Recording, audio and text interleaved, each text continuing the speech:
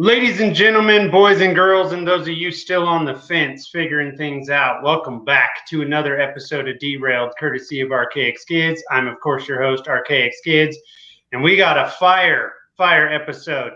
We got James Ray with us, who's going to tell us everything we don't know about thorium, and then we have Mark Schneider to, keep him in balance and make sure that everything's going off right. What's going on, gentlemen? How are you? I'm doing great. How are you all? I'm doing well as well. Thanks for letting me help with this episode. It's going to be fun. Oh, for sure. James, I think most people, at least in the libertarian movement, know who you are. But for those that may watch this, tell them who you are. Okay. I initially learned about the idea of molten salt reactors as I would sit there in the library because nobody wanted to talk to me in high school. So I would sit there in the library and read a lot. That was my internet. And there was a book that I encountered that said, hey, there was this wild idea they had during the Cold War where they were going to fly nuclear reactors around that were already melted down in airplanes, and this was crazy, and gosh, the Cold War made us crazy. And I didn't think about the reactors in terms of anything but this is a crazy Cold War idea, ha ha ha, until 2008. In 2008, this dude asked a question to President Obama, and it's a really good question about, hey, why aren't we doing this thing? And he had apparently encountered Kirk Sorensen. And so he asked this, hey, why aren't we doing this thing question? And by the time Obama is halfway blah-blahing through the answer, I'm like fascinated. I'm down the Google trail already, this rabbit hole where I've been down ever since. And I'm like, oh my gosh, this sounds too good to be true. Why aren't we doing this? And for the next few years, I didn't even bother libertarians so much with it. I was trying to convince Democrats in the Obama administration. And so I would say, I'm not very persuasive, apparently. I've discovered this to my sadness, but, I would say to Obama administration officials, hey, or anybody who would listen to me, like on Facebook, I'd say, hey, why don't you listen to this hour and 45-minute long Google Tech Talk about this great technology? And, as it turns out, people listen to about 3 minutes at the most of these videos that I love. And so I can sit there and rapt attention in front of it, but Google has explained in no uncertain terms exactly how weird I really am and how a vanishingly small percentage of the population actually enjoys what I enjoy, because for most of them it is torture. Most of them, the 5-minute video that I've got pinned to the top of the Facebook page, for most of them that's too long. Okay, I'm not making this up. So anyway, and what I thought of when at the original time of the caucus, I was looking at the other caucuses like Waffle House and stuff like that, and I was thinking what a failure I'd been to persuade people, because I've always been a monetary policy geek, and so I was into this thing called e-gold, which the government attacked, and I'm into Bitcoin, of course, and even before that, in 1982, when Reagan killed the real copper penny and turned it into copper-plated zinc slugs, I was all outraged. You can imagine how much fun I was at parties. Anyway, I've tried to get over being pathetic about that, and tried to get over talking about monetary doom and gloom, because we can't sell doom and gloom. We can't even. It's hard to sell liberty. We certainly can't sell doom and gloom. What we can sell is prosperity, and so that's why I've got this. Here it is. That's why I've got this weird XKCD cartoon, and I'll read everybody the caption on it, or we can. It says, "Science tip: log scales are for quitters who can't find enough paper to make their point properly." And it shows sugar, coal, fat, and gasoline. The best one being gasoline at 46, competing with uranium, whose energy density is 76 million. and that's megajoules per kilogram, which Mark can tell us a lot more about. I mean, I can't do math. I'm not good at this stuff. But even I can figure out that this is the kind of deal to save us from the debt trap that we have fallen into with endless undeclared war that drives me crazy. So let me shut up and just let you. To that point, Mark and I have spoke at length on this channel, but just for clarification, Mark, on that, why don't you tell people what it is he means by that with the energy density? Yeah, so and I'd have to go back through and refresh myself with the actual units for it and all that. But all it is, you're using a comparison of energy, right? And you're just talking the density, and when it's in kilojoules per gram or something like that, whatever the unit is. And what it's saying is that when you're looking at energy density, all those other forms of energy are done via a chemical reaction, right? So if you go back to your basic chemistry class, you've got, we'll use, say a hydrocarbon, which is carbon, a carbon atom that's got a bunch of hydrogen atoms associated with it, right? A big long chain, and you're breaking that hydrogen and carbon apart, and there's energy produced, right? And that we usually see that in the form of a flame. In nuclear, you're going so much smaller because you're going to the interior of the nucleus of a uranium or a plutonium or an americium atom, and it splits. And in that process, it emits energy in the form of heat and light. And it actually causes an ejection. One of the other things that causes energy is it ejects all the electrons off of that atom. So if you're looking, uranium's got a 92 protons. So it ejects 92 electrons out. Well, those electrons are negatively charged, and they're going to interact with things. So that causes movement. That's heat. If you look at the molecular level, any kind of movement, at the atomic level is heat. And so you have the supercharged, plus 92, or these two fission products now that are, supercharged, have a total charge of plus 92. It's also interacting. So you have a giant amount of movement occurring, which is generating a lot of heat rapidly. And you're talking huge, huge amounts of energy. Like the amount of energy contained in a uranium pellet is more than a coal car.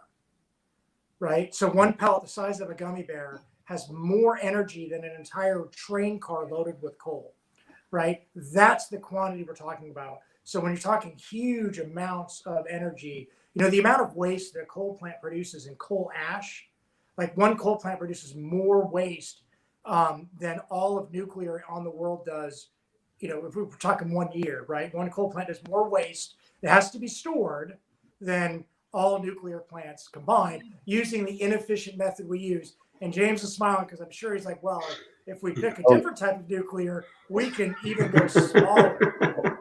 Well, it's worse than that, Mark, because actually, coal is a shitty source for uranium and thorium, but the traces of uranium and thorium in coal are actually, they have more energy potential than burning the coal conventionally.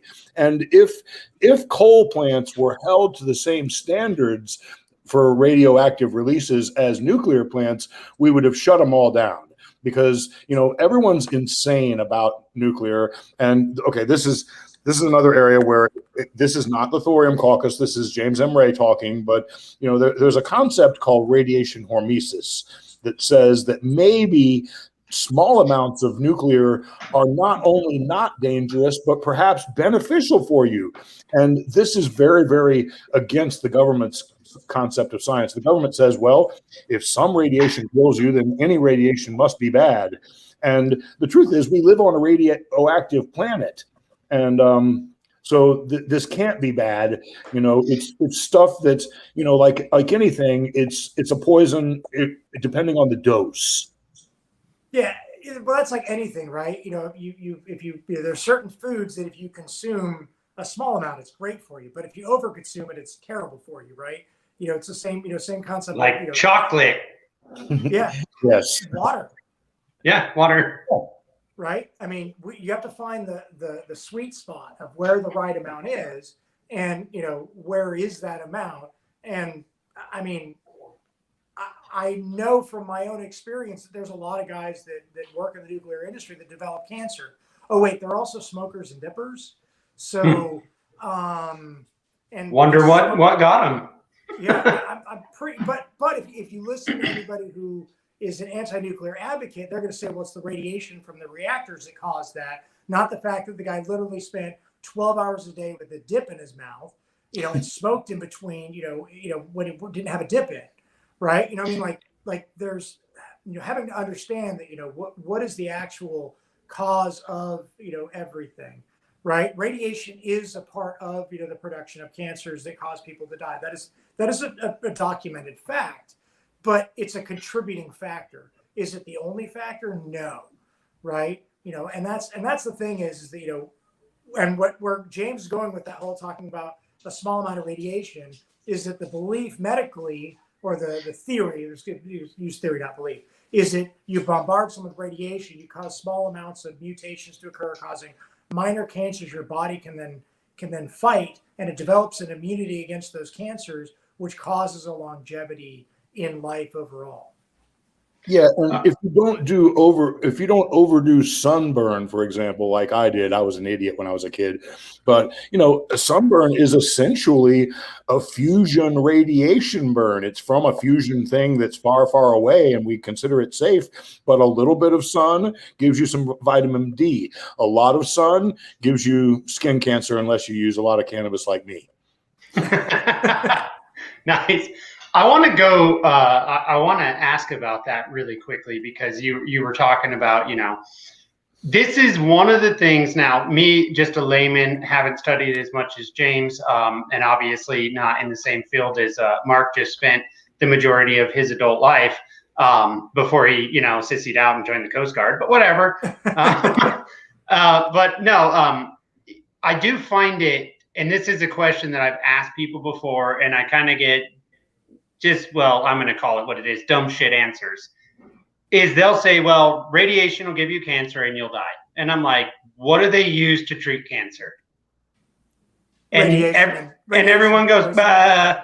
It's like, well, So interesting fact, when you get radiation treatment, now it's targeted at the tumor. Right. And the minimum treatment is 100 rem. Okay. Right? 100 rem, or 1 sievert. Right, we'll talk multiple units here, but the sievert is the measure of radiation, at which point the potential to die of radiation poisoning begins. Okay. Now, granted, that's at the whole body. When you're talking a tumor, you're trying to kill the cancer. Right. Right. So you're targeting on that one area. If you receive 100 rem or 1 sievert whole body, now you're going to start having issues with your blood, your hair is going to fall out. Like you're going to have all sorts of crazy things that are going to affect your bowels, everything, because you're damaging large quantities of tissue. But it's so focused on there that it's going to kill that tumor. Mm-hmm. And by the way, what we really go into it is that if if the terrorists really wanted to develop a dirty bomb, they go to hospitals to steal those and make a bomb with that, instead of going to a nuclear reactor to steal their spent fuel. Yeah, I actually already knew that. There was a show that came out, I think it was called 24 or something. And one of the things that they did is they were breaking into dentist's office and stealing the shit out of their x-ray machine. They were going to build a dirty bomb with that. Well, I mean, x-ray machines are the #1 source of radiation deaths in the history of humanity. Wow. I actually think I'm pretty sure you said that in episode 3. It's usually a technician that screws up and has the machine on while they're doing maintenance on it. Oh man, I can so see this, and I didn't ever know it until you just said it, and it's like it's in the process of blowing my mind right now. Yeah. We got Chris in here, who is a great dude, veteran, and he makes a very good point here that kind of backs up Mark's argument when it comes to that. So, that's a good point, Chris. I appreciate it. So we are going to shift a little now from what Mark's career has been in the nuclear field, and then the shift into thorium. And I was going through the website there that's on your Twitter there, James. And so I didn't know that kind of some of the history of what happened there. Do you want to just give everyone a quick run at what shut down this situation and why it's remained that way? Well, the libertarian answer, there are many answers. I mean, and there's a couple of libertarian answers. One of them was, well, it wasn't quite that good at making bombs. We need bombs. And pardon me, that's kind of true, but it's not the only thing. Basically, in the beginning, there were a few different paths to go down, and the very inventor of the light water reactor for the nuclear navy, and it's a great invention for the nuclear navy, was Alvin Weinberg, who was a genius guy. And he was always uncomfortable with his own invention because he didn't think it was safe for large-scale powering cities. And he wanted to work with molten salt instead. And he was in charge at Oak Ridge, and he was doing these molten salt experiments. And his excuse to be able to do the experiments was this idea of an Air Force plane that could be powered by nuclear. The Air Force really wanted this because the Navy had these things that, were going under the ice caps and all that. And they're the Navy. We got to compete with them. We're the Air Force, and the Army wanted reactors, but they wanted, reliable reactors. And it seemed like the nuclear Navy had these nice tested, reliable reactors that weren't too much of a problem safety-wise. But Alvin Weinberg thought, this is a problem with safety. And what Alvin got that I get, and I'm not that smart about this stuff, but even I get this, is you don't want to ever have a pump involved with your safety. I mean, whenever I've been boating, especially, the failure of a pump generally means the end of the fun that day, and an expensive repair and, overheating. Just pumps are problems, but gravity always works. When I fall on my ass, gravity is 100% of the time working. And this kind of reactor, by using gravity as the pump, is just inherently safer. Even if you kill all the people, even if you get rid of all the other junk, as long as it's got gravity, then it's going to be safe. And it can be made even safer by, using, again, gravity to drop a bunch of salt in to dilute the thing if it somehow gets too hot. But it's really not going to want to get too hot. It's one of the characteristics that's really cool of this reactor that was really cool for an airplane is that if you power it up and demand more power from it, the physics naturally makes it want to put out more power for you without a whole bunch of control rods or anything like that, and that kind of thing would be important for an airplane, even though obviously the airplane was a crappy idea. They were doing the airplane thing as an excuse to, continue the technology, continue the experiments. And unfortunately, during the Nixon administration, they finally decided, okay, we're running out of money for this. And so they went instead with what I think is a really bad idea. They decided, well, maybe we can use liquid molten sodium. And if you know something about chemistry, if you have kids, especially young boys, you should watch the sodium. It's not even molten sodium, solid sodium chunks. If you take it and throw it into a pond, it blows up. And kids love this. This is like the greatest thing ever. It's a bomb, a piece of metal. And so they were considering using that as a reactor medium. And in fairness, that does have some good ideas, some good characteristics behind it, which I can't get into because I don't believe them anyway. But its bad characteristic is it's fucking sodium. And if it gets near water, it's going to cause horrible problems, whereas the molten salt in this reactor, it's not really salt like, sodium chloride like we taste, but the molten salt in this reactor, if somebody busts a hole in the side of the reactor, it'll go glub, glub, glub and go out and drain out and ultimately eventually drain into the drain tank. And so it'll be radioactive and hot and nasty, but it won't be a disaster like sodium, it won't be instantly on fire. or anything like that, and it's not under pressure or anything crazy like that. Everything is normal. So James, I'm gonna provide some clarifications here. Thanks. All right. So first off, the United States operated several molten sodium reactors to great avail, and EBR2 proved that we can make a molten sodium reactor that doesn't melt down. Right. So they actually literally did a worse than Chernobyl level event and proved that it can't melt down. When you're talking with these, they're also low pressure, right? So you get that same benefit of not having a high pressure fluid like you do in a pressurized water or boiling water reactor or heavy water reactor. So your pressure vessel is rated about 50 pounds, which is your pump circulating speed, which you have in a molten salt reactor. You have a pump in a molten salt reactor for power generation, not for safety. Much like, because I know you were distinguishing pumps suck for safety, right? Yeah. But you do use pumps in molten salt reactors typically for circulating your coolant through to generate your steam. The other thing is that if you were to have a rupture, like you're talking about, the worst rupture in either a molten salt or a liquid metal reactor would be into your steam generator, because you'd have water going into an extremely volatile space, right? If it's a molten salt or a molten metal, it would be a bad day. But that's really not as big of a concern as people really want to believe it is, because you're using, unlike a pressurized water reactor where you have this super thin, layer to, because you're trying to maximize the heat transfer. In this case, you're actually embedded in the coolant, so your whole thing is kind of hot around it. So you don't have to worry about that corrosion concern that exists. The other thing is that you actually can build a molten salt reactor utilizing sodium chloride.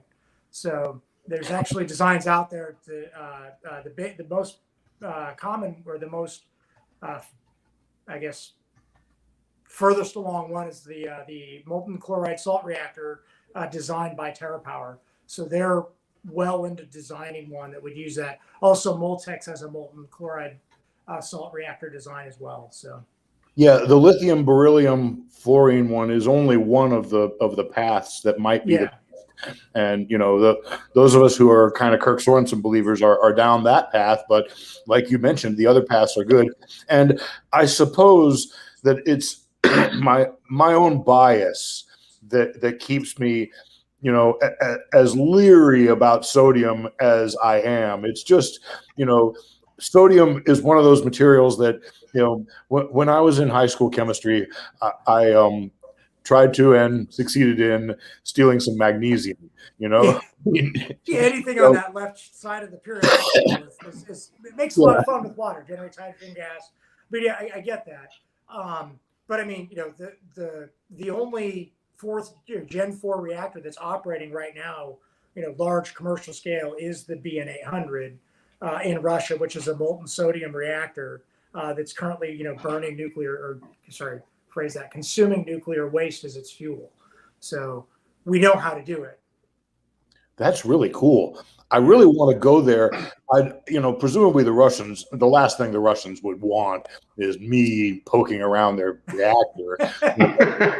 Also, probably the last thing the Chinese, I don't even know where the Chinese molten salt experiments are, but I'm certain they don't want me there either. I don't, that's one I haven't seen in my own studies, is if the Chinese are working on. I know the Chinese have some gas cooled reactors, and they're working on some other designs, but I mean they're not as, I will say they're not as innovative. They take what things that the Russians, the United States have done, and then they just improve upon it. Or I say improve upon it, they large scale it, like the APR 1400, which is basically the AP 1000 that's scaled up. Things like that, or the ACP 1400, the ACP because it's the Chinese version. So yeah, I don't know if the Chinese are necessarily as smart as doing it themselves. They visited Oak Ridge and claimed they were going to do it.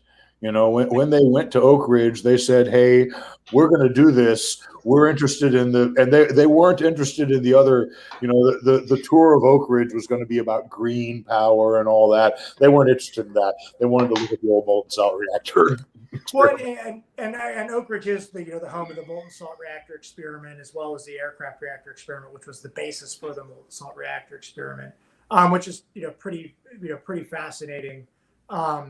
And it is interesting, because one of the things that is fascinating is you're touching on the coolant aspect here, is that you can use a molten salt reactor with any nuclear fuel you want.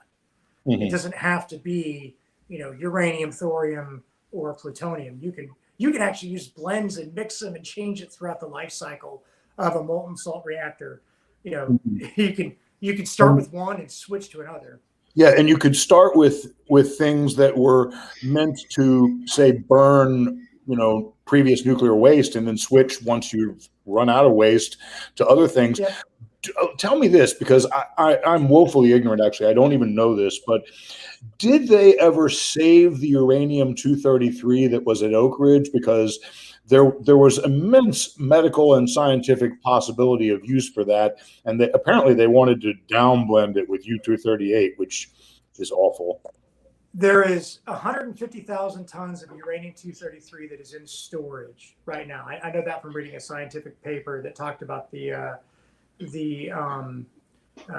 processing of of waste products from whatever, and 150,000 tons of it are around. Mm-hmm. And for people who don't know what that is, thorium is not a nuclear fuel by itself. You have to convert it from thorium-232. It absorbs a neutron and then becomes uranium-233. Uranium-233 is a nuclear fuel. It actually becomes protactinium, but if we say that word, everybody's going to quit listening. Yeah. I typically, like when I talk about plutonium, I typically skip the neptunium phase. There's all these steps. The interesting thing about neptunium is that it's the key to getting the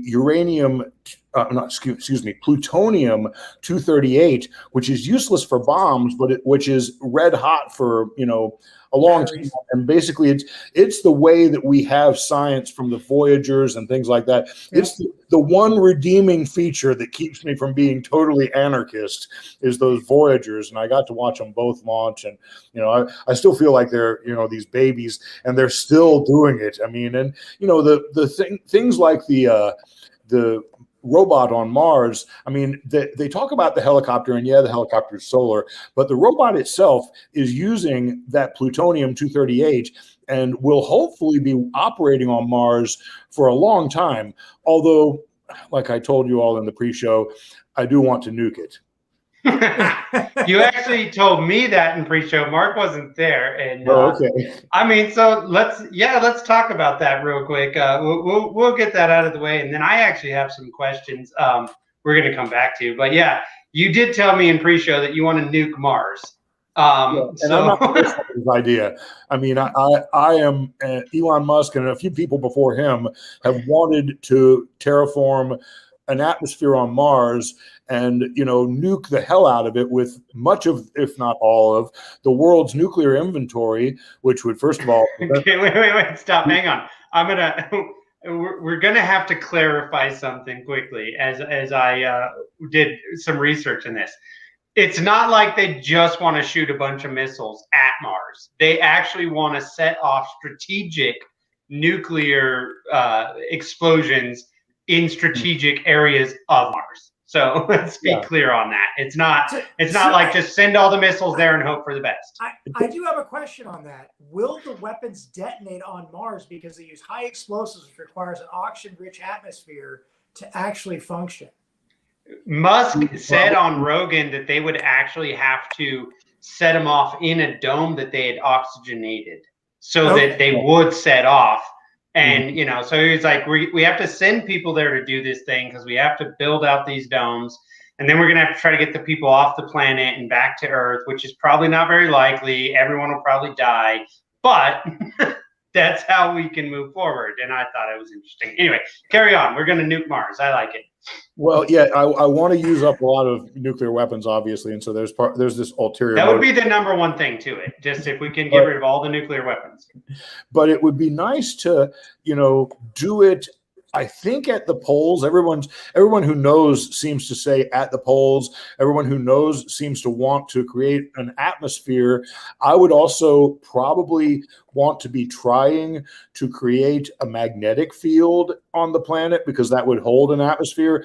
But I am so woefully ignorant about all of this shit, you know. I mean, and also this isn't the Thorium Caucus's ideas. This is my own wild ass crazy idea, you know. If I ever figure out Clubhouse, I'm going to go on Jess's Space Oprah show and, you know, talk to her about tell her that you're gonna nuke or you want to nuke Mars. I like it. But it's me, you know. And the only other time I wanted to nuke, actually, the only other time I wanted to nuke, again, it was not in anger, but when that giant ship, the Evergreen or whatever it was blocking the Suez Canal, I was considering the idea of setting off an underground nuke with the purpose of creating a giant lake, because then you can, you know, swing the thing around. It turns out this is a stupid idea because, you know, it would have busted the thing in half or something like that. And, you know, it's the way to have good ideas is to have lots of ideas, and you know, 9 out of 10 of them are going to be stupid.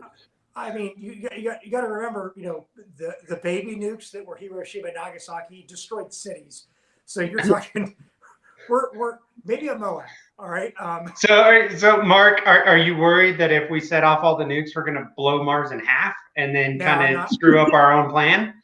I'm not worried about that. Although I will say this is that first off, the United States commercial nuclear fleet is powered off of Russian uranium weapons that was downblended with our depleted uranium. And then second off, going back to the BN 800. The Russians' initial fuel loadout, because you have to have enough plutonium in there to get the reactor running. Her initial fuel loading was plutonium from their nuclear weapons. So we can, you know, because I like where you're going. Let's get rid of the nuclear weapons, but we can consume those nuclear weapons in our reactors today. Oh, I see. So he doesn't want us to waste the fuel by trying to terraform Mars. I get it. Okay. Well, I mean, sure, fine. We have plentiful fuel. I'm not certain. I mean, in general, it scares the shit out of me every time I look into nukes. And one of the things that bothers me about nuclear weapons, actually, and you know, the first thing I would say to Putin is, you know, does modernizing our nukes actually scare you? Because really, if I were Putin, I would be scared of the 1970s era U.S. nukes. I don't. You mean the ones we have operating now? I'd be more scared of the nukes now, though. I mean, oh, it's still scary, you know. But we spend a lot of money on these things, you know, and it's just, to me, it seems pointless compared to, you know. Yeah, you know, I mean, at one point, you know, if I remember right, it was like at the peak of the Cold War, the Russians could kill every American 9 times. And we could kill every Russian 32 times. Which, why do you need to kill? You know, we're not cats, so we don't have 9 lives, and I don't know what has 32 lives. But I don't know why we need to kill them 32 times each. You know what has 32 lives? Cockroaches. They have 32 million lives. Yeah, there you go. Because they're going to survive. Yeah, they are. Nuclear weapons. They're also going to survive nuclear winter. So there you go. So I don't know. I feel like we're, you know, we went overkill with the whole, you know, expansion in the 1960s. You know, wait. I'm sorry. I have to stop you, Mark. The U.S. government and Russian governments and governments around the world overdid their ability to murder everyone on the planet. That doesn't seem like. That doesn't seem very patriotic of them. But I mean, like, you know, I get the need to, you know, and let's go worst case scenario, and that you have to have a major war with your rival, right? That you have to eliminate and kill 90% of their population. Well, we don't need, I mean, it's hypothetical, right? Not saying that we should do this. I'm just saying it's hypothetical. We only need, like, we've got 14 of these submarines. We only need like 2 of them to do it. Why do we need 41 back in the day? Right? Why do we need 41? And that's just, you know what I mean? Like, and then we have the land-based and the air, based weapons as well. Why do we even have a triad when 2 of the 3 arms don't really make sense to me, because they're dead before they ever launch? I agree with that. Well, this show is called Derailed, so let's do it. I do want to ask both of you. Mark, I don't know, James, if you know. I'm assuming you know because you looked into him. He's 20. You're little over 20 years in the Navy. 20 years, 4 months, 2 days. Okay, yeah, 20 years, 4 months, 2 days in the United States Navy. And will in either of your opinions, will we ever actually see nuclear proliferation happen in our lifetimes? As far as an expansion of nations, or I mean, so the biggest thing that always happens in these arguments, and we've had some actual legit conversations of tearing these things apart. I like Mark's idea actually better than nuking Mars, but using that nuclear fuel for reactors to generate power, to make positive things for us earthbound creatures. Are we ever going to be able to dismantle all the nuclear weapons in our lifetime? Is that ever going to happen? So here's my take on it is that nuclear weapons are an antiquated warfare. And I think that, once we get the antiquated politicians out, those that, were, grew up in the Cold War. Joe Biden, Bernie Sanders. Yeah. Right. Putin. I think that we'll see them go away because right now, honestly, because you don't want to, if you're a nation and even a terrorist, right, you don't want to destroy a city to only potentially kill yourselves, right? That's not, we talk about terrorists and the suicide bombers, but the people in charge of those suicide bombers, they don't want to die, right? Yeah. There's two groups of people. There's a reason they send other people. Yes, right. So they don't want to die. So they don't want to go and nuke freaking New York City and cause a radioactive cloud that's going to, fall over freaking, Palestine and kill them or, potentially poison them. So they don't want that. So I don't think we're going to see nuclear weapons used. But if you really want to look at the way of, we saw this with the pipeline, issue is that cyber warfare is really the new WMD, and it's actually being used. And that's where I see, the future of warfare is, the day of, the guy, walking around with a rifle is ending. Yeah. You're out of a job. I'm sorry, Austin, you can't be, recon snipers are going to go away. I'm okay with that. I'm really hopeful that actually happens. And I'm fine with that too, right? And it's like the future war fighter is going to be a weapon that dies. And that weapon is not going to be carried by a human. It is going to be, the weapon is going to be all encompassed, a drone, whatever you want to call it, right? Right. That's the, we're entering the era of the Terminator, Skynet, all that stuff, of where, the weapon, awesome. I can't wait to take on the Governator. Yeah. About not saying that we are going to, be in that realm of, we're going to be fighting the robots. I think that, we're going to have the faceless, it's cyber warfare. Yeah, well, it's basically going to be like the prequel trilogy of Star Wars, where it's two faceless CGI armies that we're going to destroy. Right. I don't really care.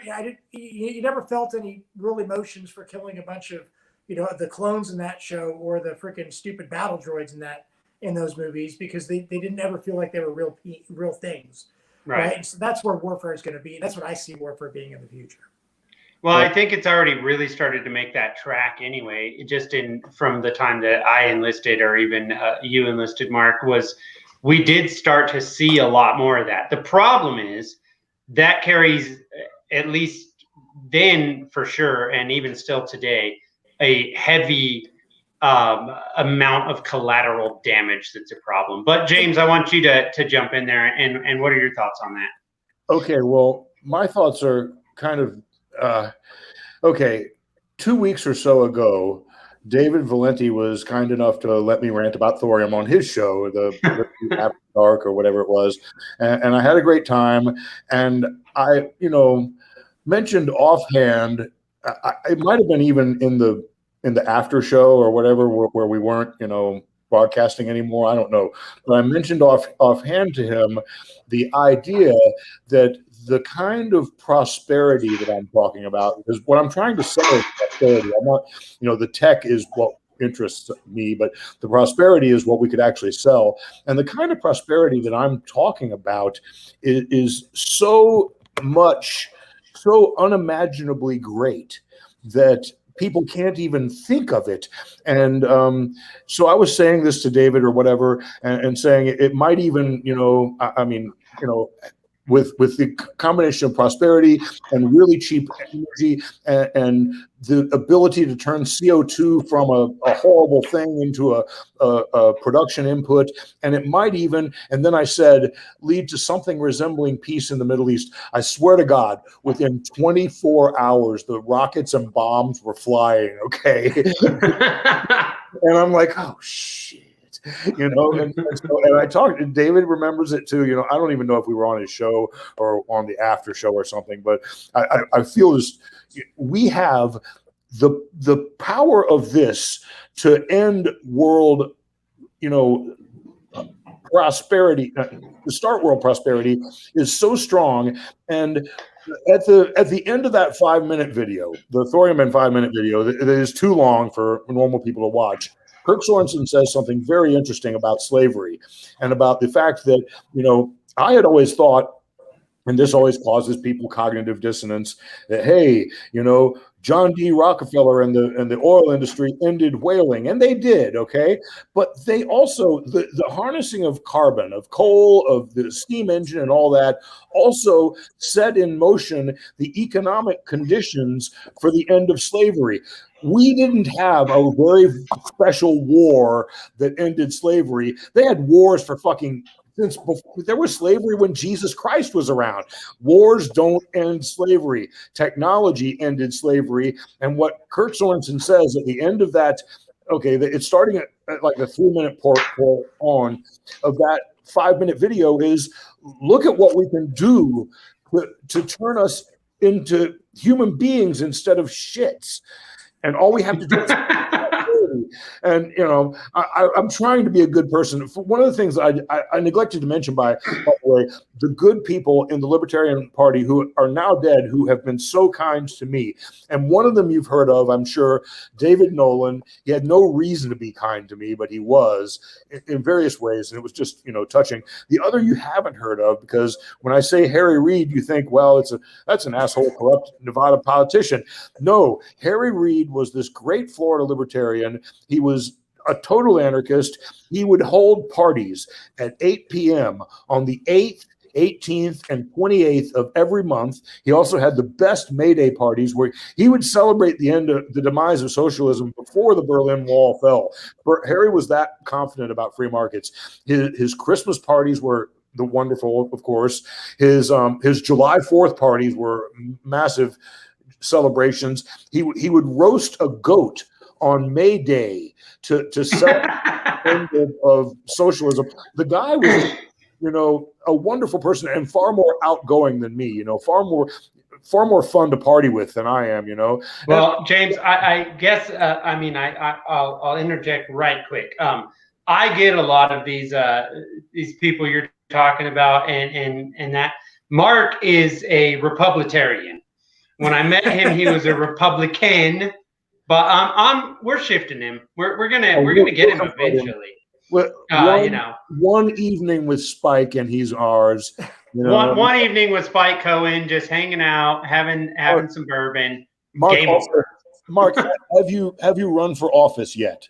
I have not. No. Oh my God, this dude! I don't think Mark will ever run for office. No, he has Ken Armstrong level qualifications. Now you're another Ken Armstrong anyway. You're in the Coast Guard, for fuck's sake. You've got office. He's not in the Coast Guard. He's just working with them. This kind of thing, one of my things is to get fellow libertarians to run for office. And I was a total failure at it. I ran for office too. But I got Allison Foxhall to run for office, and we got low numbers with her. But Allison made the bastards buy, for the cost of a new Civic, about $40,000, Allison made the bastards buy 2 tricked out Lamborghinis for a Florida special election.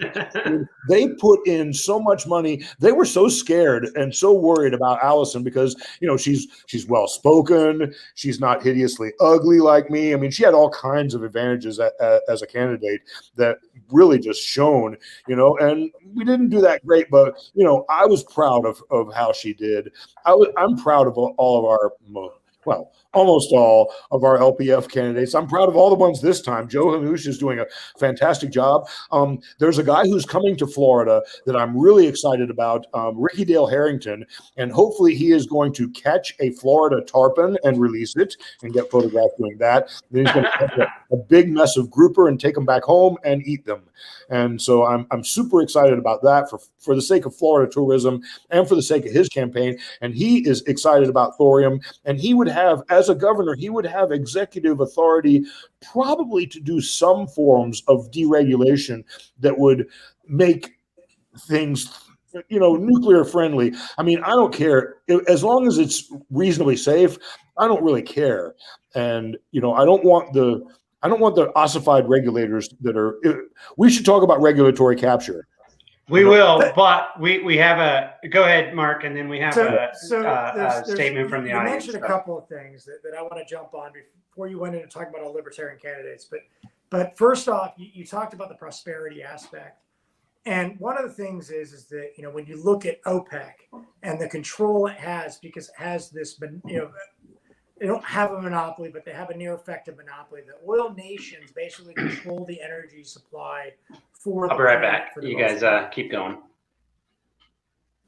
But the fact is that if we were to transition to nuclear, like you're saying, specifically when you're adding carbon capture technology, where if I keep my reactors operating 100% powered, I've got every city is powered by one.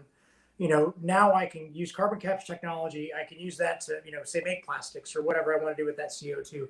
Or I can make hydrocarbons, and now I've localized my production of fuels, right? And I can produce pure fuels, right?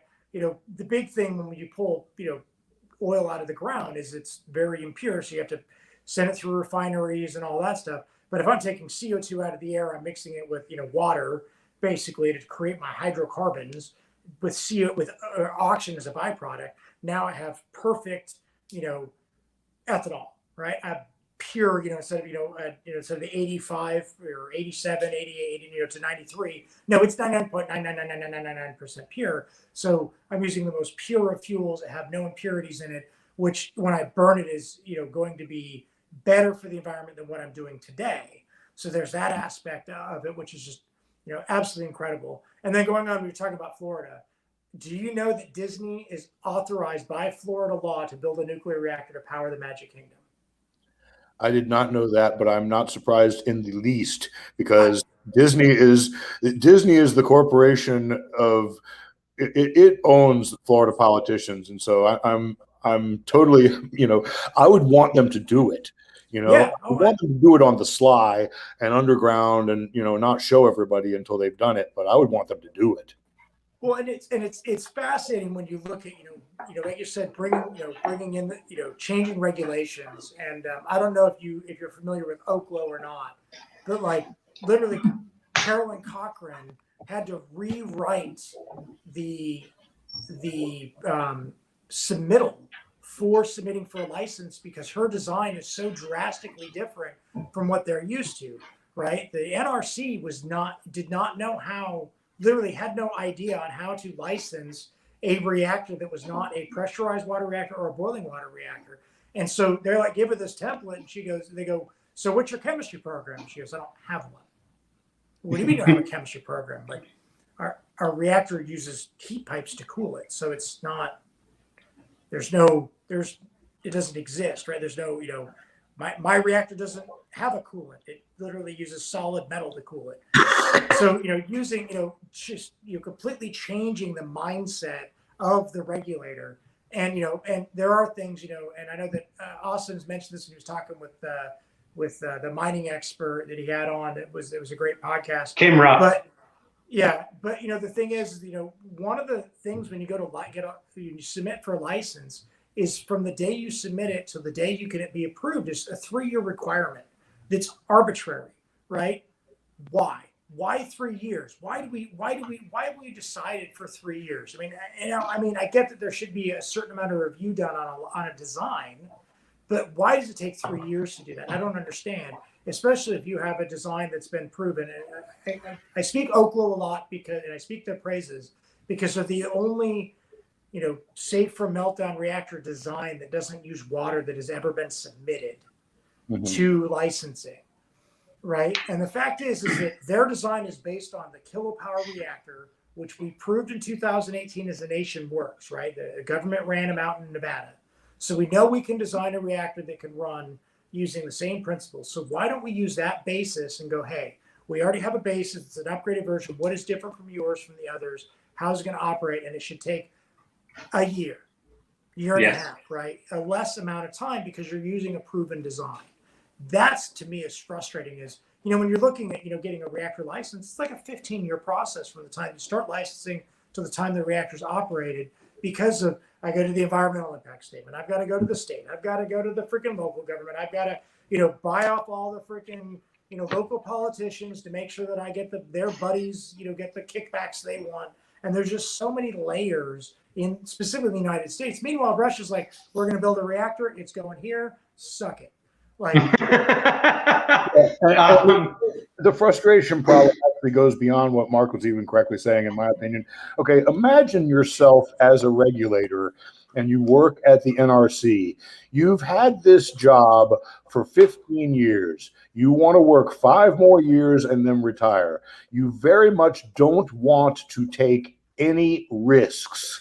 Risks are bad. You don't want new reactor designs. You want to last 5 more years and then get that retirement check. And that kind of incentive, is what fills the NRC. It's the opposite of how most of us think. Most of us can't imagine thinking that way. But these guys are rationally thinking in their own self-interest in exactly that way. And you're right on that, James. And I'm actually going to say something. And this is something that Mark had pointed out, which I feel is a very extremely good point in that point. It's not just the regulator at the NRC that's looking at that. Like, man, I don't want to ruffle any feathers. I've just got 5 years. The CEO of the energy companies just got 5 years. And how's he going to go to the board and go, I have this great idea and it's going to make a bunch of money in the next century, but it's not going to make any money for 15 years. So I just, and it's a huge risk. I could say this now that I no longer work for Dominion Energy, but I literally last week I quit. But Dominion Energy's policy is they want to be third or fourth.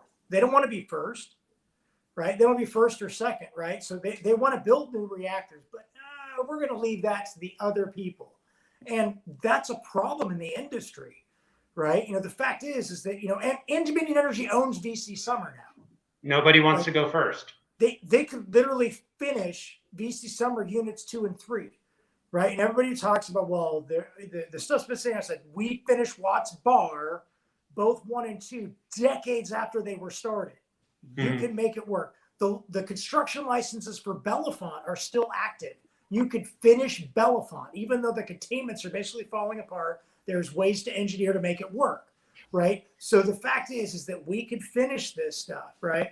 Now I understand the idea, and I personally don't want to build Bellefonte. I think that's a terrible idea. I would rather tear it down and build new. Yeah. But I do want to finish VC Summer. I want Turkey Point to build the 2 AP1000s they're licensed for. I want to reissue the Levi County licenses and build them there. And, I want to build the reactors that we're licensed to build now. And then I want to work towards advanced reactors. And whether we use thorium, which I know, James, you're a big proponent of. I'm a proponent of thorium too. And I want to use thorium, but let's go with what we know. If you look at the U.S.'s experience with thorium, we basically had one reactor that ever operated thorium, and that was Shippingport. And it was its third, reactor that used it. So we don't have the same experience level with thorium. I'd like to get there, right? But let's go with what we know. We know uranium real well. We know plutonium fairly well. Thorium not so much. But over time, we could develop that. Or even take the designs of again, we can use thorium to extend our current fuel. And if we used a blended fuel of, uranium and thorium and put it into our existing reactors, we could extend the lifespan, produce less of that waste that everyone cares about, is all concerned about. And then while we're figuring out how to reprocess that, there's all sorts of things we can do in the future. I just want us to take steps forward, but I don't see that. And again, you go back to that, what's the nuclear industry's biggest crutch? We're a safety first organization.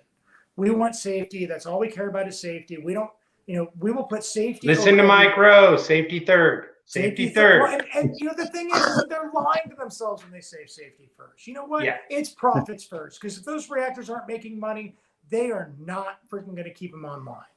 And the fact 100%. Is that money is the number one thing, and they are just lying to themselves.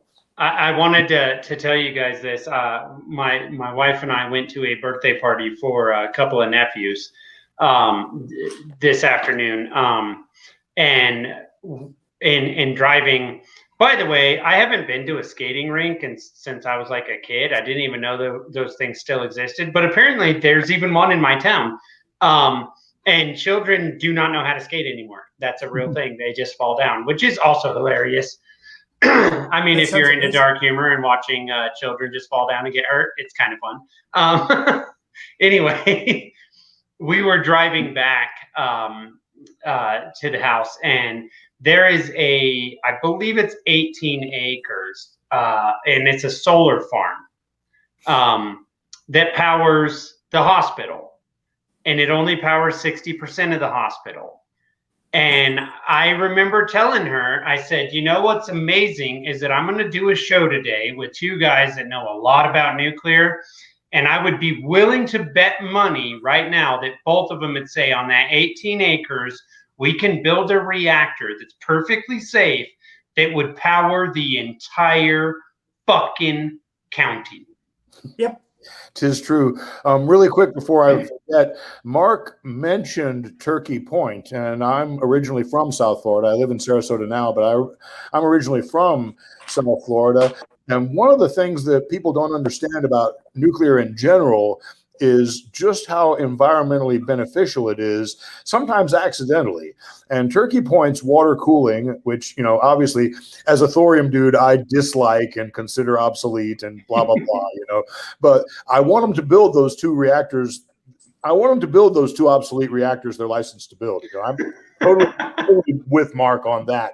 But one of the things about Turkey Point is that not only is it providing great habitat, the cooling for manatees, which are important because we're effing up the environment here really bad in Florida, but it also provides the canals provide really good habitat for the crocodiles, which are much less common around Florida than the alligators.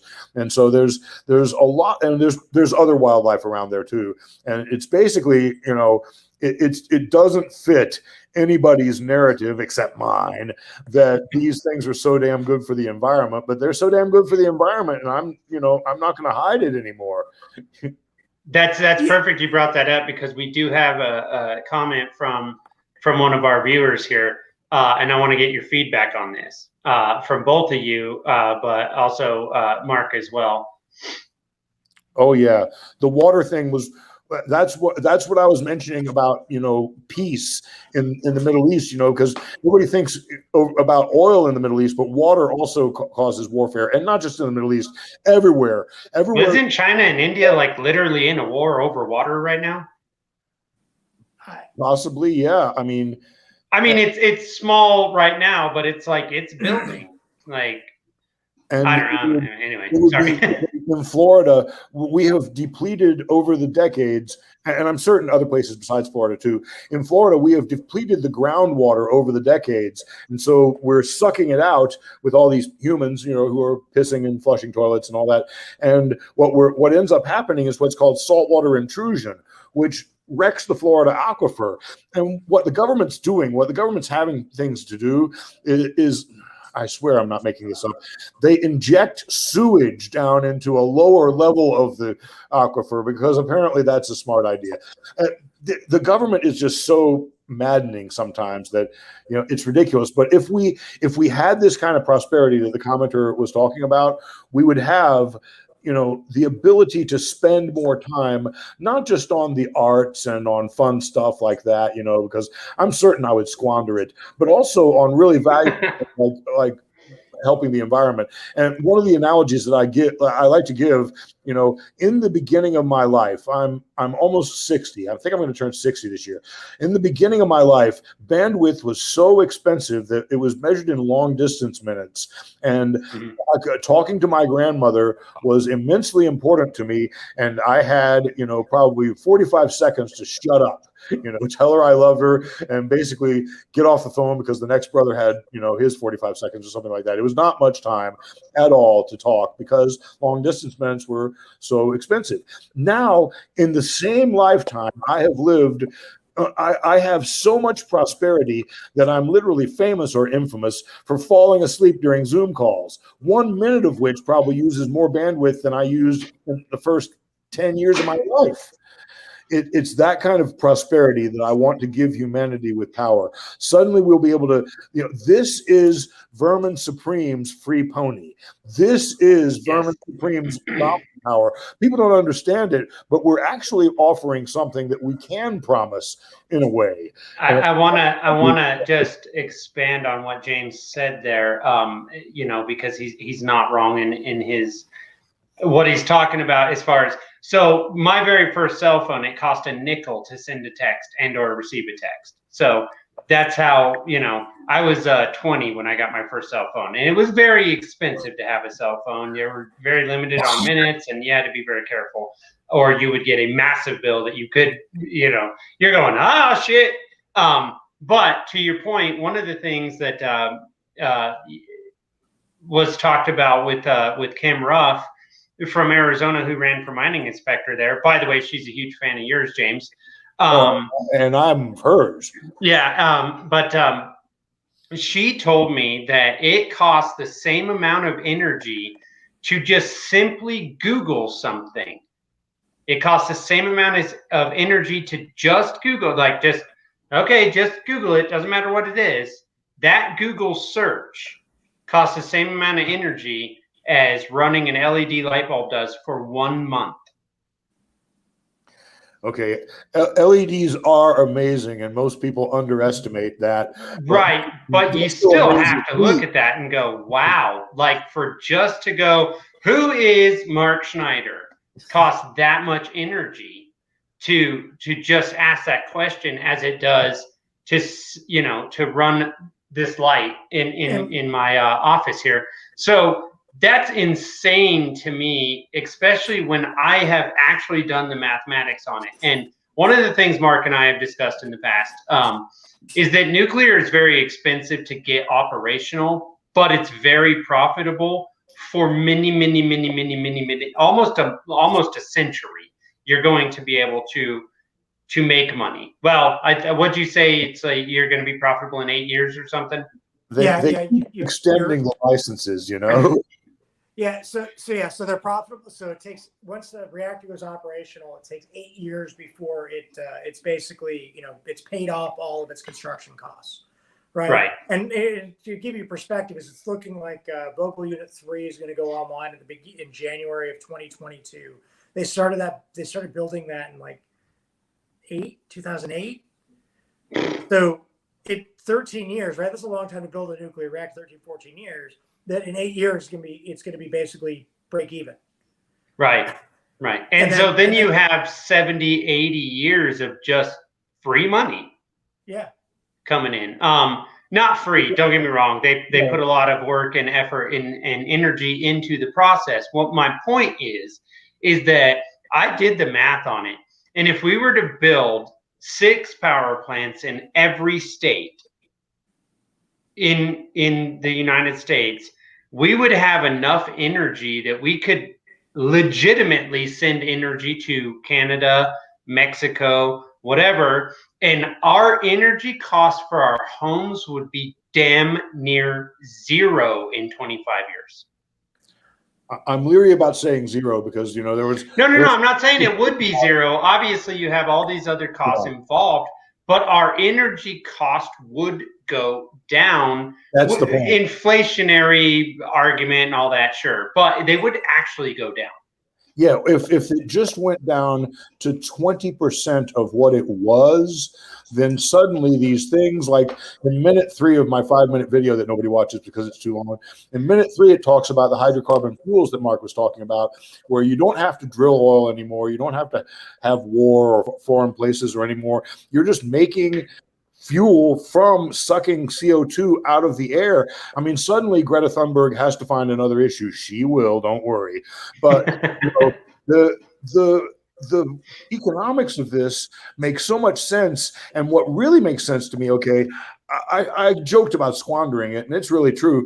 But if power is 20% of what it costs, you know, I don't know what I would do with the extra money, but I do know that people who are smarter than me are going to figure out great things to do with this cheap power. And there's probably Teslas and Einsteins out there somewhere, maybe not even in the USA, who could benefit from this kind of thing. You know, and right now they're struggling to survive and get a toothbrush. They could benefit from this so much that, and what benefits them will benefit me, will benefit you, will benefit us. I'm certain of this. I don't know how. I can't imagine how, because I'm not smart enough, but I know it will benefit us. So when you think about, you reduce the price of electricity, even if it's just by 20%, not to 20%, but by 20%, right? Think about, you know, the number one cost for the production of steel is electricity. Yes. Right. So now I can build my cars basically 20%. The steel for my car is now 20% cheaper. Right? Same with aluminum. Same with aluminum, right? Think about how much less it would cost for the grocery store to keep those refrigeration and freezer units running to maintain, you know, the produce, and now your cost, you know, drops on that. Right. So, you know, and then the other thing is, if we shifted from a fossil-based electricity production, which is what we're in now, right? When you're looking with natural gas and oil, you know, which are really 2 and 3, with coal being the number 1. But even then, if I could transition my, you know, natural gas powered semis, you know, then shifting my fuel oil, because there's a large amount of fuel that goes into a lot of our peak power generation, but I don't need to have peak power generation because I'm using nuclear for that. And now I've reduced the cost of transportation. And we're not even into carbon capture yet, right? We're reducing the demand of oil, right, by switching over. And then, you know, if the fact is it becomes so cheap to heat your home with electricity, people aren't going to use oil to heat their homes. They're going to use electricity to heat their homes. And that's going to drive the price of oil down further, which is going to, you know. And wait, you guys use oil? Out here in the West, we use natural gas to heat our homes. We do the same thing to natural gas. And the thing is, okay, Mark's right, but we could go further with this. Okay, suppose you still have an old existing natural gas plant, okay, that's producing a bunch of CO2. What is that? If you're a nuclear operator, what that is an opportunity, because that CO2, it's an extra CO2 rich source that you could make a bunch of liquid fuels off of, you know. So there's this power plant that you're reusing the CO2 off of. Nobody should complain, because it's, you know, this is Greta Thunberg fantasy, right? I mean, we're using all the CO2, you know. Everybody wants to argue about something, and so they all want to. Hey, won't that kill all the plants? Huh? Yeah, you're right. If we get rid of all the CO2, won't that kill all the plants? Because that's what no one wants. Like, I hate that argument. I absolutely hate that argument. It's so childish to me. It's like, oh, well, you know, CO2 is just plant food. Yes, we all know that plants need CO2. But what is the I was messing with you, Mark. I know you freaking plucked a nerve real hard on that. And the reason why I say that is because a lot of my followers use that argument. I'm like, can you grow up a little bit? Can you turn around and say, I'm not saying that I want to remove all the CO2 from the air, because no one is saying that. No one on the planet is saying that. No, but carbon capture is a legitimate argument. Yes, it's a legitimate thing. We should extract CO2 to, you know, so that we're at least a net zero, right? So that we're not putting more CO2 in than, you know, we're taking out, right? That's the argument when you get in carbon capture. But because people want to argue, they're going to imagine you're saying something, and they're going to attack their imagination of what you've said. And I mean, Well, it's like the imagination that if you build a nuclear power plant, it's going to explode and everyone's going to die, which is not true because that's only happened, what, twice? Nobody really I believe Chernobyl, and then somewhere in, where did you say, North Dakota? Or so you got the Fukushima, which okay. Those were explosions. They were hydrogen explosions. You got that one's a little. I'm gonna say, because that shit was a typhoon, and there was no way that fucking you're fucked no matter what. But the two that were just straight up moronic human error. Not no matter what. If they had not allowed the Fukushima plant's automated system to shut it off, the plant itself survived the earthquake. That's actually a fair point. The diesel generators did heroic work operating underwater for a few hours apparently and cooling things down in the crucial first hours. But really the plant, if they had just said, okay, let's keep the plant alive, it's kind of an earthquake's kind of fuck up, we better check it out. But if they had just kept the plant alive, the plant would have kept itself alive. As Mark put it, though, it was the Japanese government that killed all those people, not the nuclear reactors. Yes, exactly. So go ahead, Mark. I'm sorry. You had something to add there. So there were 3 reactors that melted down at Fukushima, and it was, I believe, Unit 4 that they had a weird operational thing they did, and they would have, which was the worst one that melted down. I believe it's either Unit 1 or Unit 4, whichever one had the worst of the meltdowns. If they would have not done what they normally did, because they had basically an excessive amount of cool down that occurs when they lose power, because they had a much more upgraded system that didn't use the diesels. If the operators would have not been stupid, or would have followed more of one of those weird times you say safety would have been better.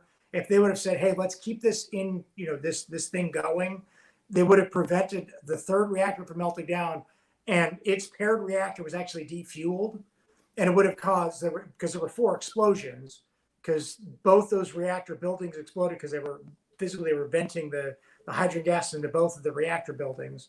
And they could have stopped the meltdown on one of them and would have prevented the destruction of the second one. And so you would have only had the other 2, I believe it's units 1 and 2, that were the ones that actually had the major problems.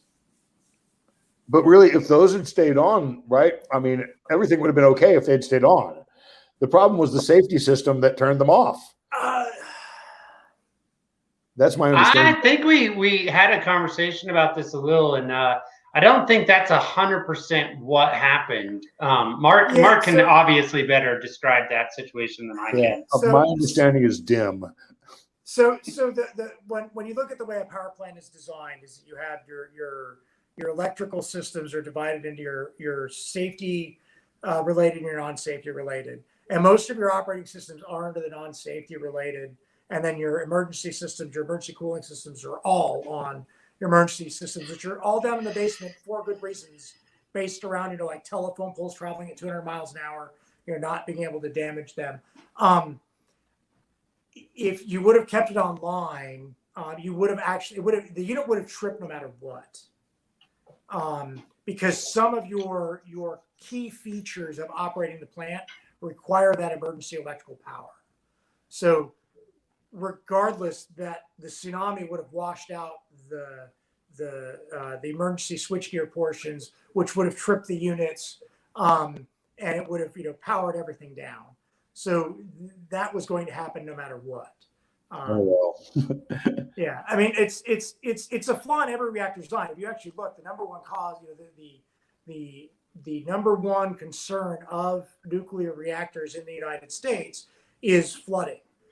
Very similar to what happened at Fukushima. It's, in their risk assessment, 28% of the likelihood of a meltdown is flooding is the number one concern. We had 28% of all potential meltdowns, to the point where what the United States did, and this kind of goes in line with what you're saying, in the 90s, we installed what's called a station blackout diesel at every single one of our power stations. So in the event that the flooding comes in and floods out all that emergency equipment, you have this diesel that's up on a hill that's not safety rated in the same regards as, it's not designed to take the telephone pole at 200 miles an hour, but in a flooding scenario, you're not necessarily concerned about that, right?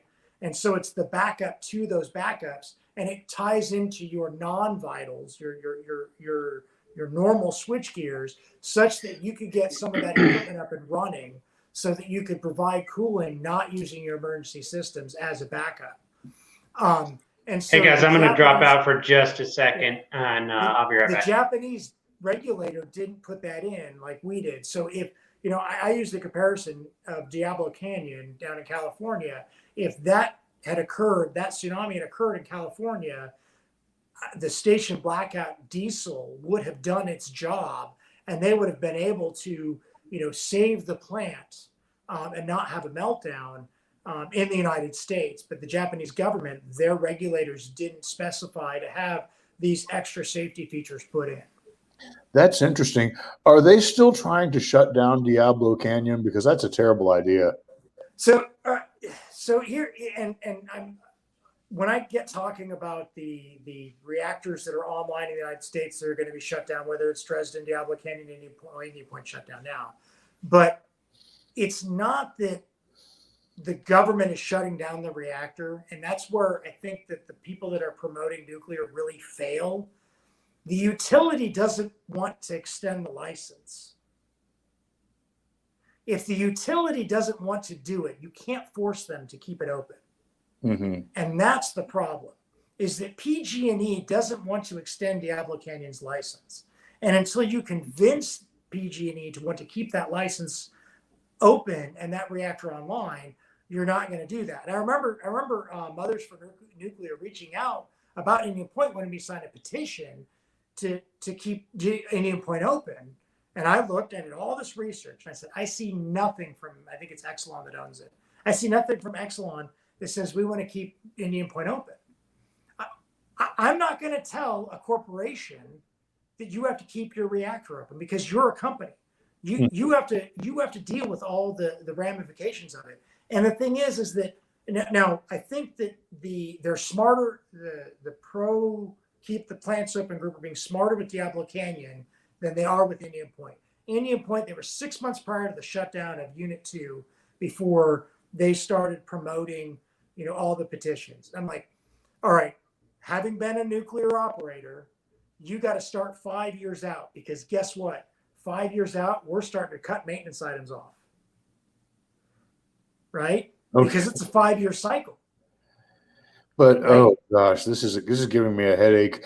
I mean, right? I just want the reactors that we have in our, even if they're obsolete, I want those to stay on and open, and I want the new ones that are licensed, like you were talking about in Turkey Point, to get built no matter what they are, because I'm just so pro-nuclear. I think it's so much better of a source than anything that, I want my molten salt, but it's about like fusion. And let me put in a good word for Kyle Waitert, who was willing to let me kind of kick the fusion people out. But fusion, I'm very pro-fusion. It's just like Lucy, I'm Charlie Brown, and fusion is Lucy telling me to come running up and kick the football as hard as I can. And it's been that way since I was a 15-year-old kid in the library, reading these things about nuclear and thinking that's the way, and fusion has just never been working. I mean, those tokamaks and all that, it's fun to read about, but then you look at the money they put into it, and compared to the molten salt reactor project or a lot of other projects, it's huge.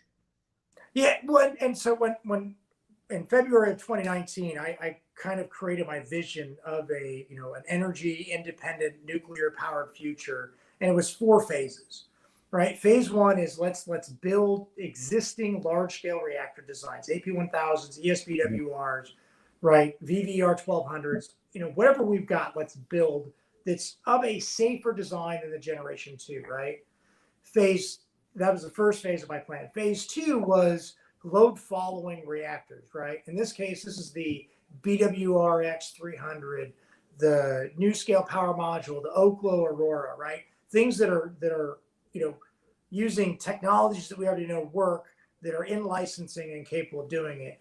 Phase 3 was generation 4 reactors, whether it's molten salt, pebble bed gas cooled reactors, liquid metal reactors, whatever, and I don't, I don't pick a favorite. I mean, I have my personal favorite, which is I like the lead cooled reactors, just from a shielding perspective.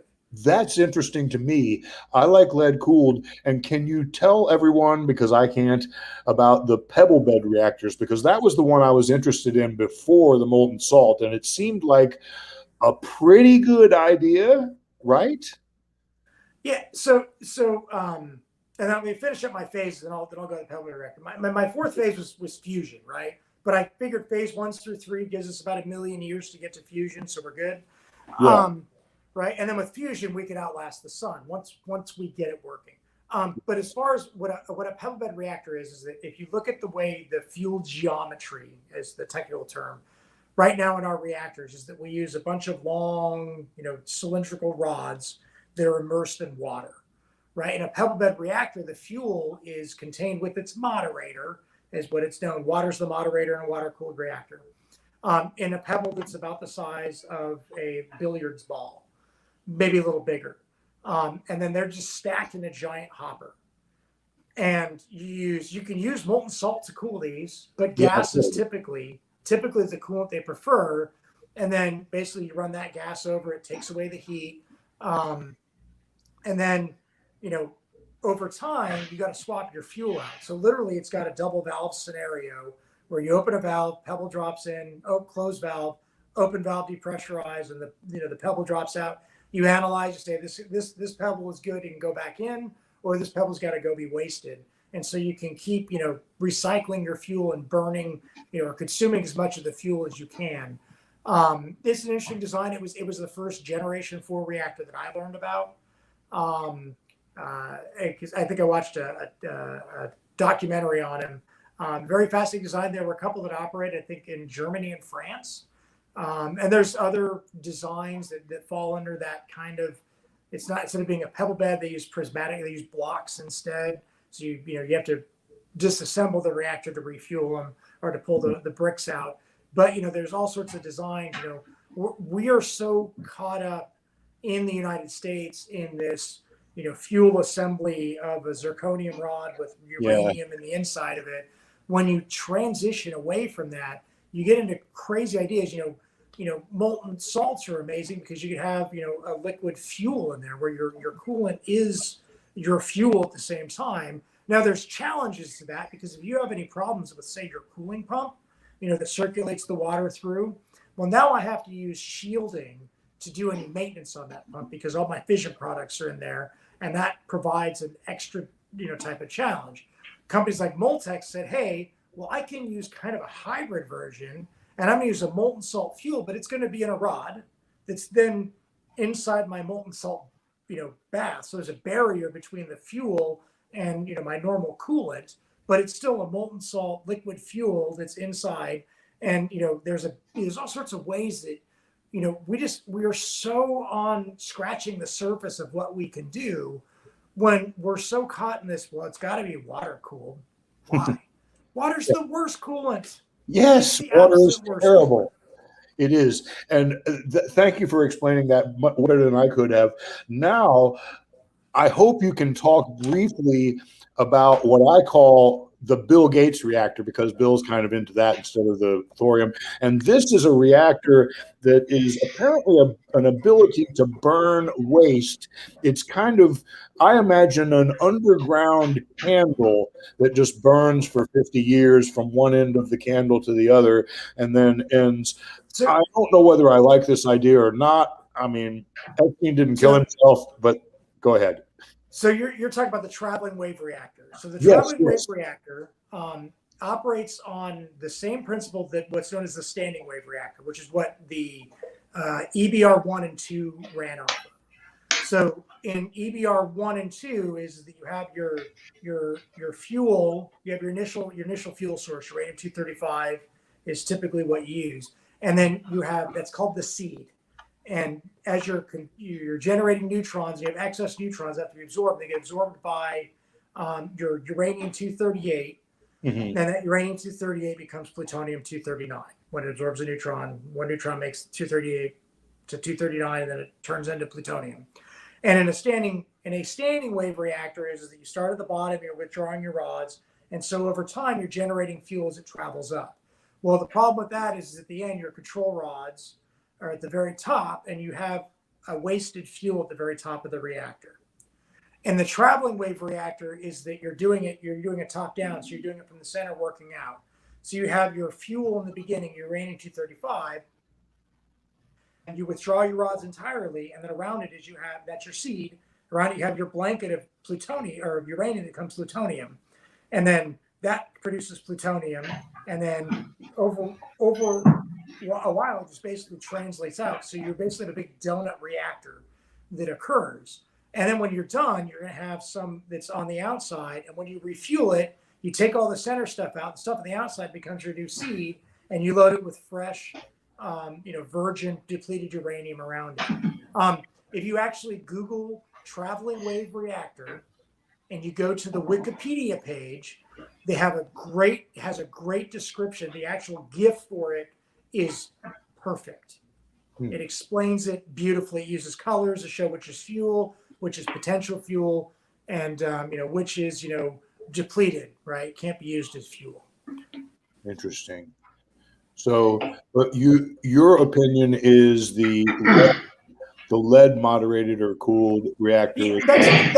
That's my preference, and I think of it in a factory design setting, right? So if I'm building a reactor that I'm going to, build and install, operate, and then remove and refurbish, right? And I'm going to be traveling down the highway system with a bunch of spent nuclear fuel in it, right? I like lead because lead is a great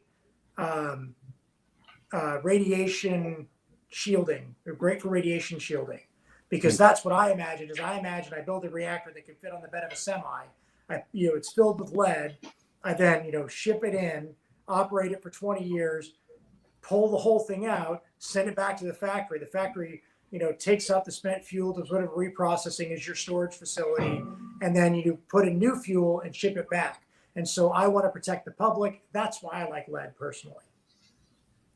Interesting. I want to put liquid fluoride thorium reactors just on top of waste that needs to get burned up, and just juice those for waste burning only, and maybe water production or something, and then use other ones that are optimized for, say, power generation or something like that. So I envision less transportation of waste than transportation of new reactors all over, because I want so many more new reactors.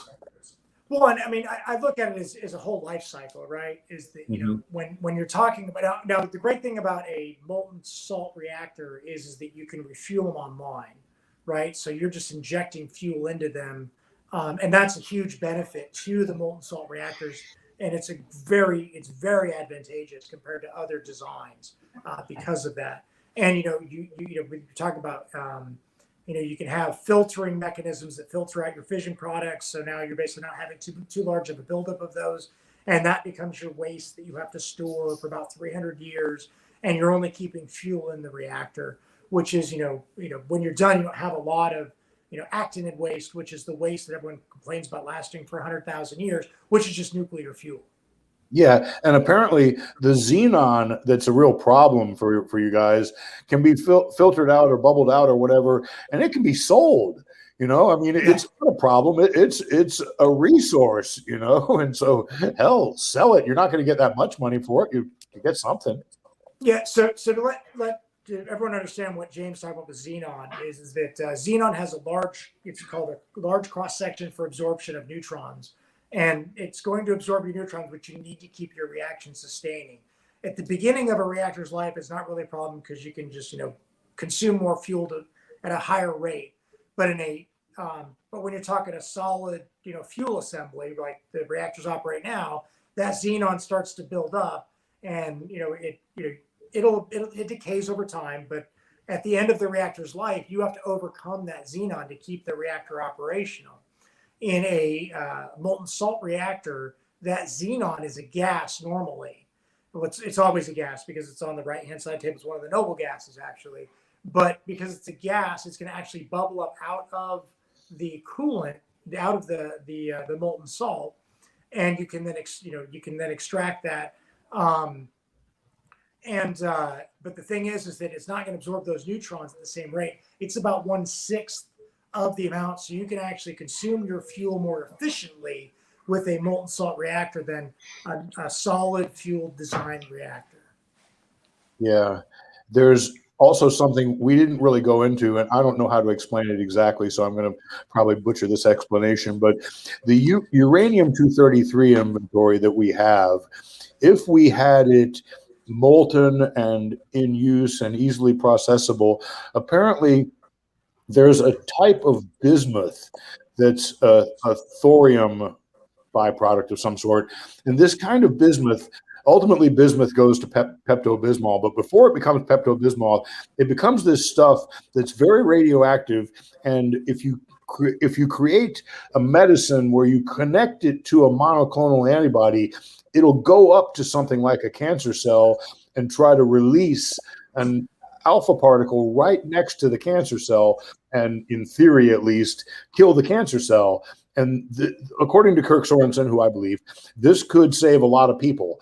And so I'm hoping that this is getting done. I mean, I don't know a lot about this or enough about it.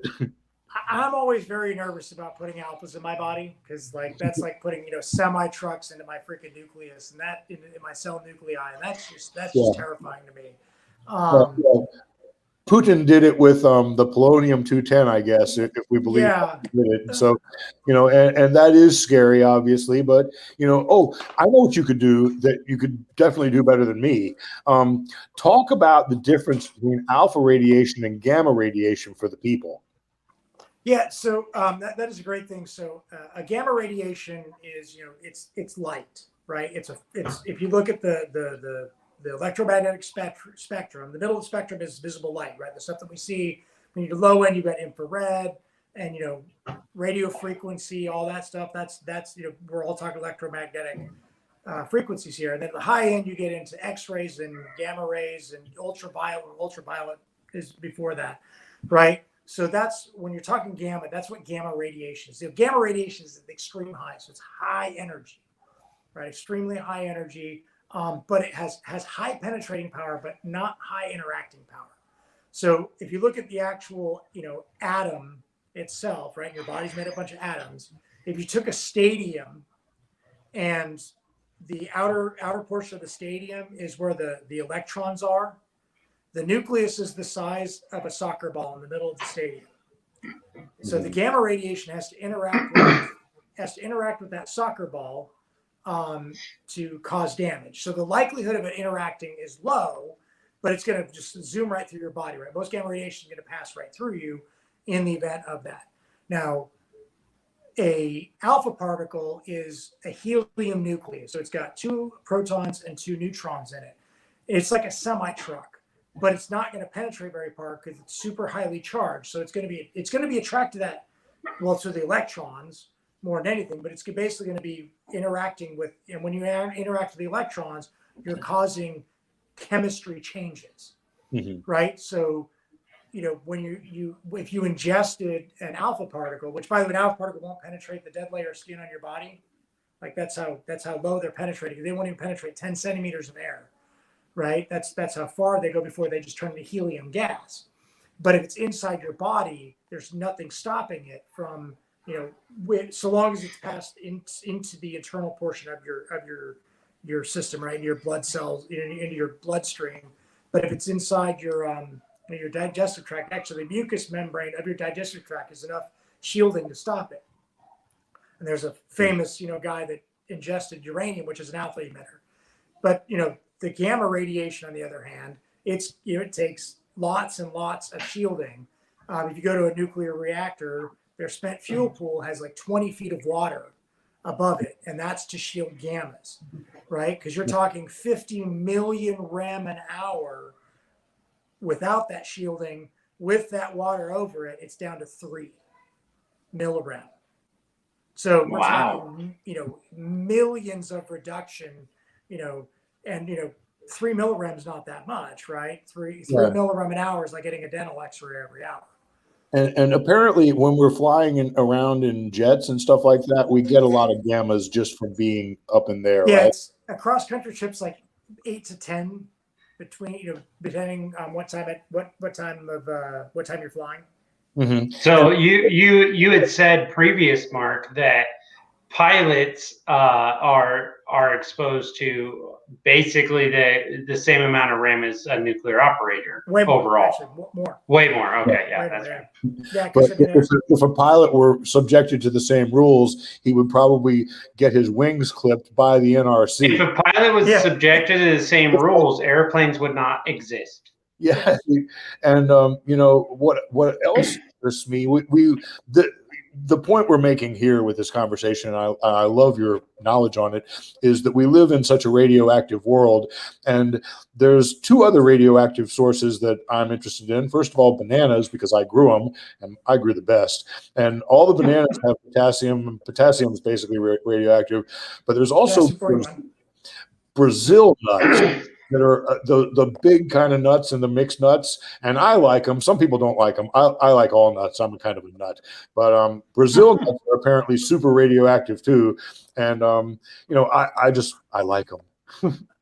Well, when I talk about radiation, I always talk about bananas. I call it the banana defense because it does contain potassium-41, which is radioactive. The other thing I was mentioning is, I remember, I like to bring up the fact that, we all consume water. And water contains tritium, and tritium is used in nuclear weapons, and tritium is generated in the upper atmosphere by the sun, right? And now it's radioactive, has a 12-year half-life, right? It's something that we're consuming. It's, in our bodies. It literally rains down on us, but no one's afraid of it. But when you say tritium and Fukushima, everyone gets absolutely terrified. So. Hey, Austin, I hate to do this to you, but I got to drop out because I'm with my family. No, that's fine. I was actually just going to close this thing out. We've been going a little over an hour and a half now. I'd only intended for about an hour, so this was awesome. I appreciate both of you guys. If you're both willing, we'll set something up. We'll do this again and cover whatever we didn't get through this time around. Yeah, I'm absolutely at your convenience. I'll go on anybody's podcast. I've apparently proved that already. Well, so will Mark. Apparently, he's proved that too. All right, guys. I appreciate it. Mark, go get that dinner with your family, bud. Thanks so much. Bye. Yeah, I've still got questions for him. Actually, there's interesting stuff that he knows. And there's all kinds of nuclear history that we haven't even covered here. The Manhattan Project was just a fascinating thing, and it had Richard Feynman in it, which is kind of my favorite scientist. So one of them anyway. I'm a huge fan, and you can watch some of Feynman's lectures. These are old college lectures where he had chalkboards and he would for sure, man. And you can find a lot of that on YouTube at this point now because everything's basically on YouTube. For sure, man. That was awesome. I really appreciate you doing that. I appreciate Mark taking the time to talk with us and everything. I know you were, as you put it, intimidated or a little concerned. No reason to do that. Mark is just so pro-nuclear that he's like, look, if you have questions, I'll answer all your questions. So, I'm so pro-nuclear. I'm the same way, even the obsolete reactors, I want them all. I want them all, all the reactors. We want all the reactors. Research and this lead idea, I'm into that, he's bringing me around. You are welcome, Red Dirt. He's bringing me around on the sodium.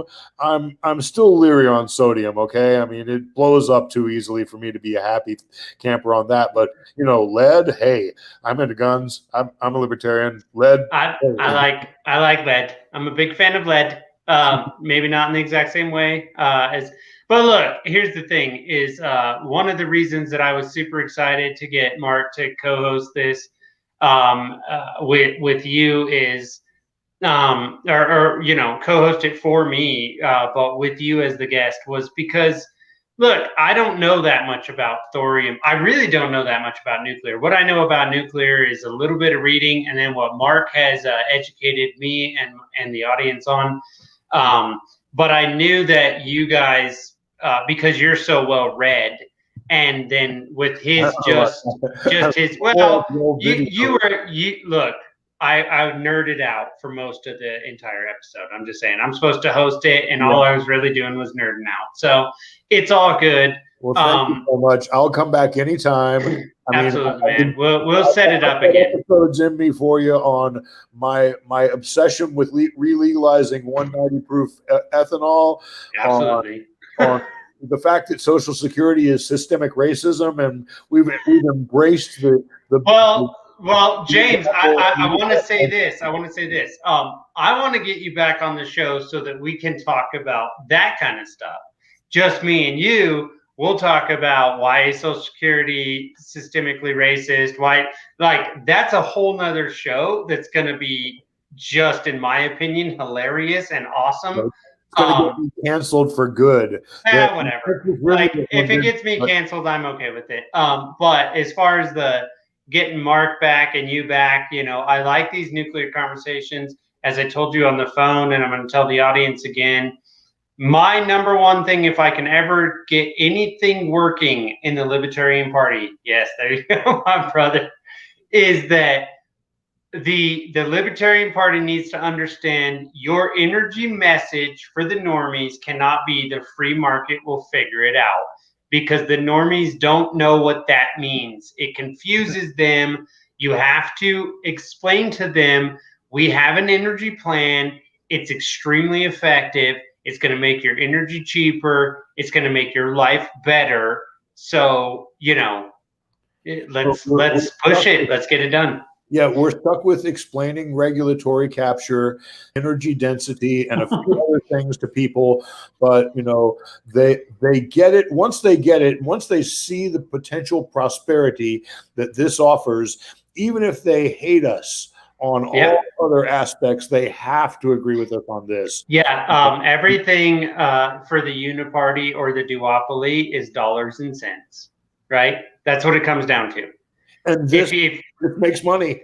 Yep. If you can explain to them how they can make money or save money, they're on your team. They're like, oh, well, okay, I like that. You know what I mean?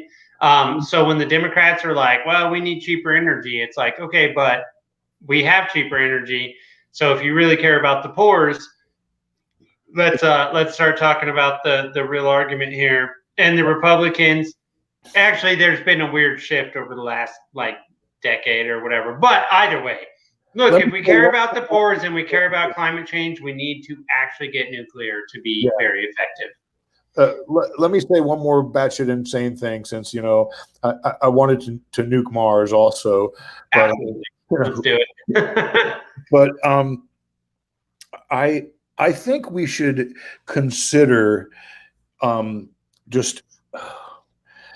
I don't know how to say it. I want to get prosperity to be the message rather than the regulatory capture message that I have.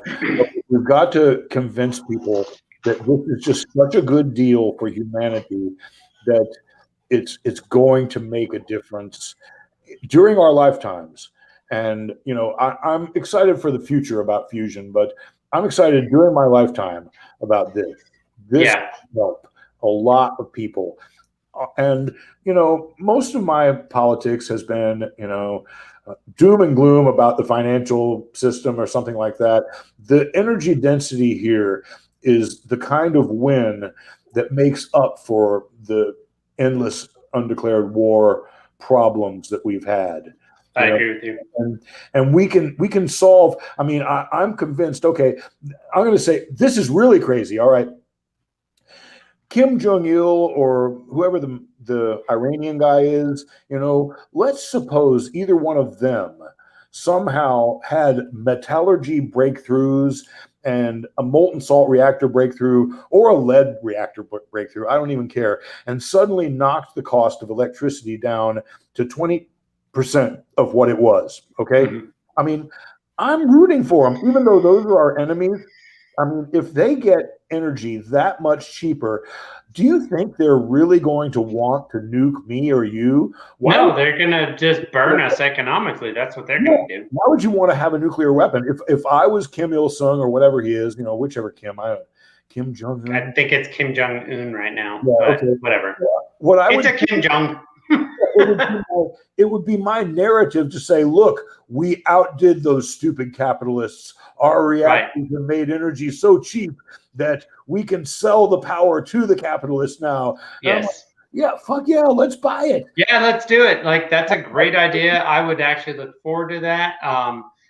Trade is probably the easiest way to avoid war. That's pretty much something that all libertarians agree on, is that trade avoids conflict, but so to your prosperity point, and this is where we're going to leave it for the audience this time around, but we will have James back for sure.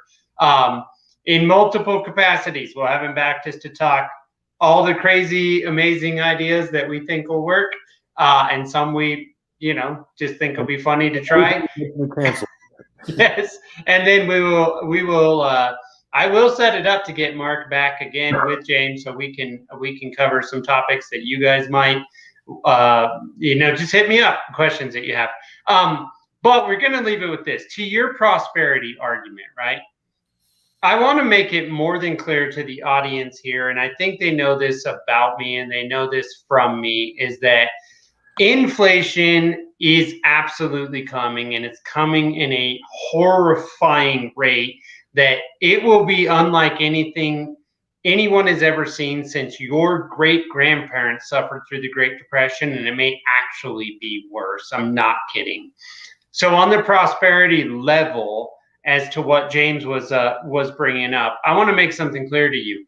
If we put all of our effort into getting these nuclear power plants, even the outdated ones that James is not the biggest fan of, that will lower energy costs to a point. It will battle inflation, because everything that we do costs energy, and energy is the most expensive thing for the American people, for the West, for the majority of the planet, honestly. So if we can lower our energy costs, we can absolutely battle inflation.